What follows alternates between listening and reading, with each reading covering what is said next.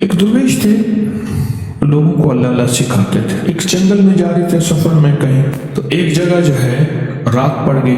ایک درخت کے نیچے قیام کیا.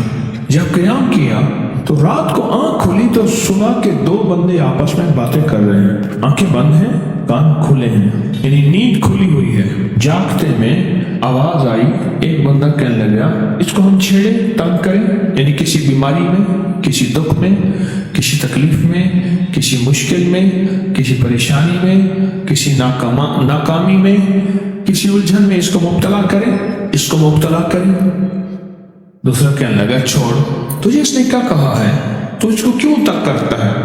اور نہ میں اس کو تنگ کروں گا. ایسے کام کو جاتے جاتے کسی کو انگلی لگا دی، کسی کے آگے پاؤں کر دیا، پاؤں کے بل گر گیا. کوئی کیا کر رہا ہے؟ بعض لوگوں کا مزاج ہوتا ہے، یہ لوگوں کے مزاج میں کمی ہے. شیاطین کا مزاج ہی یہی ہے، اس لیے جو اس مزاج کا بندہ اس کو شیطان کہتے ہیں.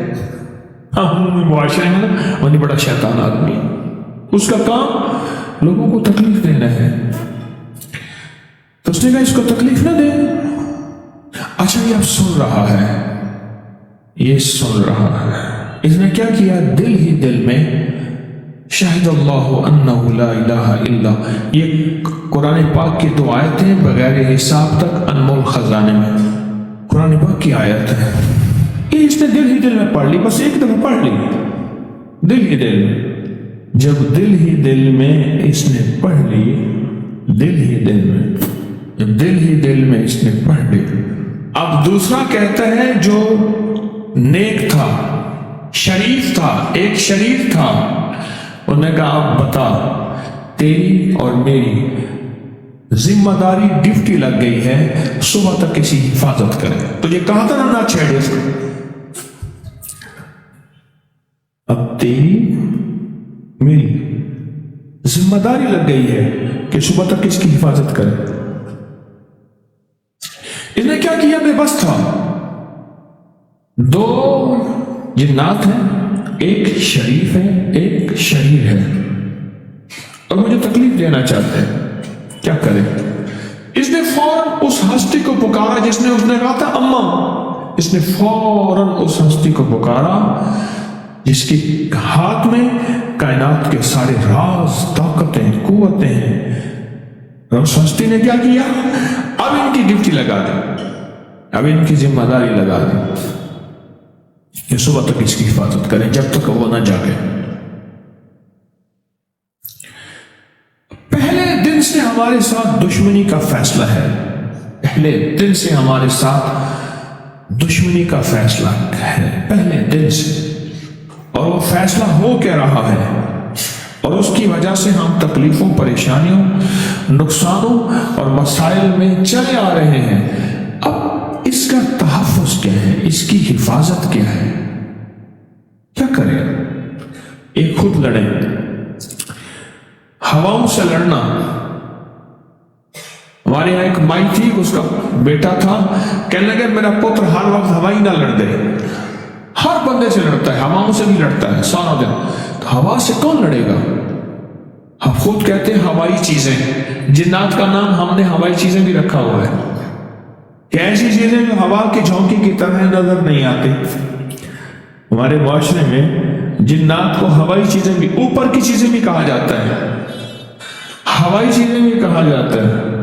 ہوا سے کون لڑ سکتا ہے؟ بے بس ہیں ہم بے بس ہیں، ہم نہیں لڑ سکتے. پھر ایسی طاقت کو لے آئیں، ایسی طاقت کو لے آئیں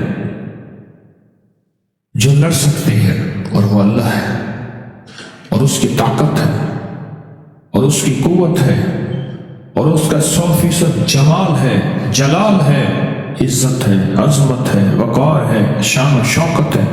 وہ طاقت ہے جو لڑ سکتی ہے، وہ کوئی نہیں لڑ سکتا. یاد رکھنا، جنات شیاطین سے کوئی نہیں لڑ سکتا. میری بھی زندگی گزری ہے روحانیت کی دنیا میں طالب علم کی حیثیت سے. کوئی جن تابع وغیرہ نہیں ہے، لیکن ان سے لڑ کوئی نہیں سکتا. ان سے اگر اللہ کی مدد ساتھ نہیں ہے اور اللہ کے نام کی طاقت اور ڈھال ساتھ نہیں ہے، ان سے کوئی نہیں لڑ سکتا، اور نہ لڑنے کی کوشش کرنا۔ اللہ کی مدد، یہ آیت الکرسی کیا ہے؟ یہ ساری اللہ کی مدد ہے، اللہ کی منت اور خوشامد ہے۔ ترجمہ اٹھا کے دے،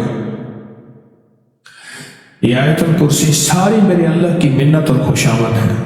اللہ لا الہ الا هو الحی القیوم، مولا تیرے علاوہ ہے کوئی نہیں، لا الہ الا الحی، تو ہمیشہ زندہ ہے، موت نہیں، القیوم، سب مٹ جائیں گے تو قائم ہے، لا تاخذہ سنہ، اے مولا تو وہ ہستی ہے جسے نہ نیند آئے نہ اونگ آئے، ولا نوم، لہو ما فی السماوات و ما فی الارض، ساری کائنات، ساری زمینیں، سارے آسمان مولا تیرے ہی ہیں، حکومت تیرے پاس ہے۔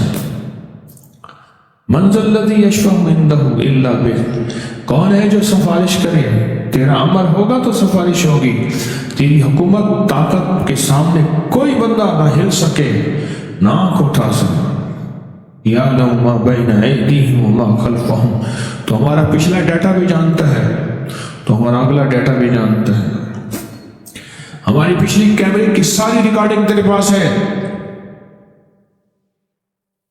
ہماری اندھیرے اجالے تیرے پاس ہیں، ہماری صبح شامیں تیرے پاس ہیں، ہمارے دل کے تصورات تیرے پاس ہیں، دل کی سوچیں اور خیالات تیرے پاس ہیں۔ وَلَا يُحِيطُونَ بِشَيْءٍ، اور تیری طاقت ہر کسی پہ غالب ہے، احاطہ کیا ہوا ہے، الا بما من علم، الا بس تیرے علم میں ہے، وسع کرسی، تیری کرسی بڑی وسیع ہے، تیرا اقتدار بڑا وسیع ہے، تیری حکومت بڑی وسیع ہے، تیرے پاس کئی سکندر آئے اور گئے، کئی سکندر آئے اور گئے۔ میں خوارزم میں گیا، وہاں بخارا سے آگے، بہت آگے، وہاں کا سفر تھا جہاز کا، بہت آگے، وہاں کئی میلوں میل، وہاں ایک شہر تھا، اس کا نام تھا نوراتا۔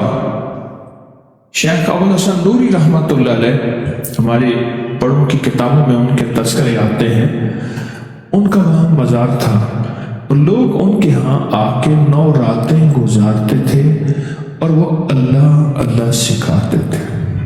یہ بڑوں کے ہوتے تھے، جیسے سال کے بعد، یہ بھی آج راز بتا دوں، سال کے بعد بزرگ ہر کونے، ہر کریے، ہر گوشے میں نکل جاتے تھے، لوگوں کو اللہ اللہ سکھاتے تھے۔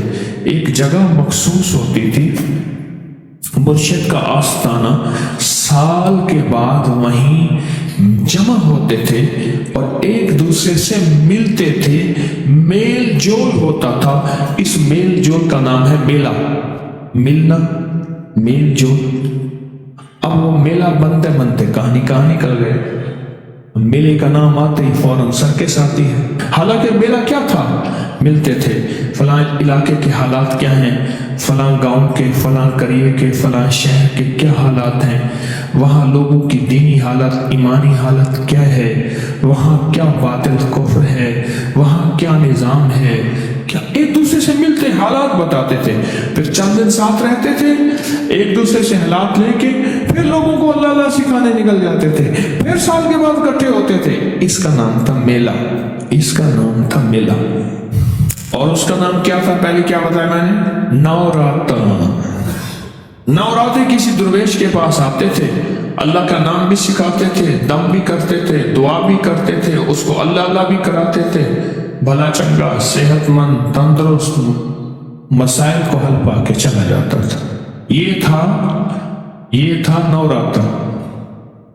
شیخ ابو الحسن نوری رحمۃ اللہ علیہ نے 9 راتوں میں لوگ آتے تھے۔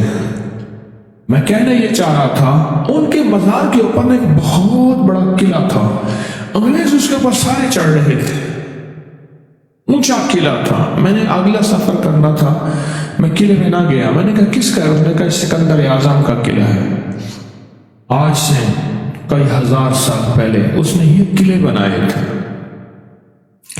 یہ اس کی کرسیاں تھیں، ایک میرے رب کی کرسی ہے، وسیع کرسی، وسیع کرسی۔